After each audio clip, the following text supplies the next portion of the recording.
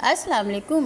रुके रुके, कहीं आप मेरी वीडियो को ऊपर मत कर दीजिएगा, क्योंकि ये सोच कर कि भाई वही पुरानी सी खीर की रेसिपी है, तो ऐसा सोच के ऊपर मत कीजिएगा। खीर की रेसिपी तो है ही वाकई में।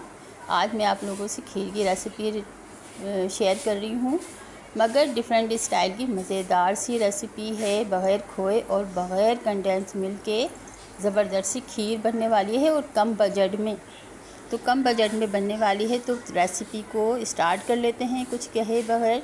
तो मैंने लिए हैं 100 ग्राम चावल आप कोई सी भी क्वालिटी के ले लें, हमें तो पीसना होते हैं ना ये चावल। तो मैंने टूटा चावल लिया है, तो इसको अच्छी तरह से साफ़ करके बीन के और मैं वॉश कर लूँगी अच्छी तरह से 3-4 पानी से। और इसे मैं धोकर साफ़ सी कढ़ाई में रख दिया है। और अब इसमें मैं डाल रही हूँ 1 जग पानी। तो आप लोग सोच रहे होंगे तो ये प्रोसेस आप दूध में भी कर सकते थे, कि चावल को दूध में उबालें, तो बेशक कर सकते थे, मगर इसका ये मकसद है कि 1 लीटर दूध हम इसमें डालेंगे सिर्फ चावल को उबालने के लिए। तो हो गया ना, एक्स्ट्रा ज़्यादा हो गया ना। तो अब मैं 20 से 25 मिनट के लिए रख दिया है चावल बॉयल होने तक। तो देख लेते हैं चावल अच्छे से बॉयल हो गए हों, और वो 1 जग पानी पूरा का पूरा खुश्क हो गया है। और देखें अच्छी तरह से चावल, बीच में 1-2 दफ़ा मैंने चम्मच चलाया था। तो देखिए कितने अच्छे से चावल बॉयल हो गए हैं। तो हो गई ना बचत 1 लीटर दूध की। तो ये अब देखें अच्छी तरह से चावल मैश हो गए हैं, और 3 डिश वाली चम्मच मैंने चीनी के इसमें डाल दिए हैं। तो दोस्तों, चीनी को इस तरह से डालने का एक मकसद है, क्योंकि चीनी को पहले मैं इसमें अच्छी तरह से मिक्स करके और मेल्ट करूँगी, तो ताकि चीनी का थोड़ा सा फ्लेवर आ जाए अच्छी तरह से। देखें हो गई अच्छी तरह मेल्ट हो गई है। अब इसमें मैं डालूँगी 1.25 लीटर डेयरी मिल्क का दूध। तो दोस्तों, लिक्विड दूध का इस्तेमाल कर रही हूँ मैं। बड़ी ज़बरदस्त सी और सौंधी सी खीर बनेगी। तो दोस्तों, सिर्फ देखिए 2.5 लीटर दूध वाली रेसिपी मैं सिर्फ 1.25 लीटर दूध में बना रही हूँ। तो देखें अब ये हो गया, अच्छी तरह से मिक्स हो गए चावल। तो दोस्तों, इस स्टेज पे लोग जो है, इसमें बड़ी ज़बरदस्त सी 15 मिनट में खीर तैयार हो सकती थी। फ्लेम को तेज़ करके गाढ़ा करें खीर को, खोया डालें, मेवा डालें, झटपट तैयार।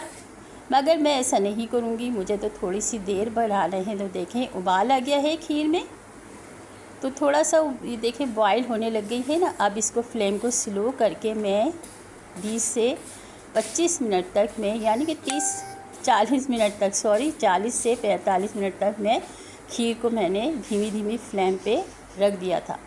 बीच में 1-2 दफ़ा चम्मच चलाया था। तो देखिए ये हो गया 40 से 45 मिनट। देखिए 40 से 45 मिनट में ये ऐसी हो गई है खीर। इसकी थिकनेस देखिए और इसकी कंसिस्टेंसी देखिए क्या ज़बरदस्त सी, और खीर का आप कलर देखिए। तो तैयार हो गई है, डन हो गई है। तो इसका मकसद क्या है? तो दोस्तों, ये सौंधी सी खीर बनेगी, आप खा के देखिएगा। तो मैंने इलायची पाउडर 1 टेबल स्पून डाल दिया है इसमें, लास्ट में डालेंगे ताकि खुशबू इसकी बरकरार रहे। तो अच्छी तरह मिक्स कर दिया है मैंने, और हो गई है हमारी खीर तैयार, और फ्लेम को मैंने ऑफ़ कर दिया है। तो दोस्तों, अब मैं इसमें डालूँगी केवड़ा एसेंस मिक्स करके, और इसे मैं कवर करके 1-2 मिनट के लिए रख दूँगी। डन हो गई है हमारी ज़बरदस्त सी और मज़ेदार सी खीर। तो दोस्तों, अल्हम्दुलिल्लाह देखिए इसका टेक्सचर और इसका कलर आप देखिए, नेचुरल कलर है ये 40 से 45 मिनट धीमी फ्लेम पे पकी है। ये पक सकती थी 15 मिनट में भी, मगर मैंने इसको ज़रा थोड़ी देर पकाया है। तो धीमी आंच पे जब खीर बनती है ना, तो उसका सौंधापन बहुत ज़्यादा मज़ेदार सा हो जाता है।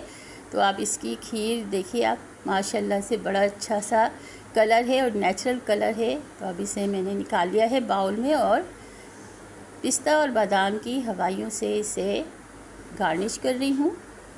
तो दोस्तों, ये थी मेरी ज़बरदस्त सी और मज़ेदार सी रिवायती स्टाइल की देसी खीर बन के तैयार हो गई है। कैसी लगी आपको? अगर अच्छी लगी तो लाइक कर दीजिएगा, शेयर कर दीजिएगा, और मेरी रेसिपी को ट्राई ज़रूर कीजिएगा, और मेरे चैनल को सब्सक्राइब कर दें। मिलते हैं एक और अच्छी सी रेसिपी के साथ। जब तक के लिए इजाज़त दीजिए। अल्लाह हाफिज़। अल्लाह निगहबान। जहाँ रहें खुश रहें, हंसते मुस्कुराते रहें। अल्लाह आपके दस्तरख़्वान को वसी करे और आपके खानों में जायका दे। तो डिनर में ज़रूर बनाइएगा। अल्लाह हाफ़िज़।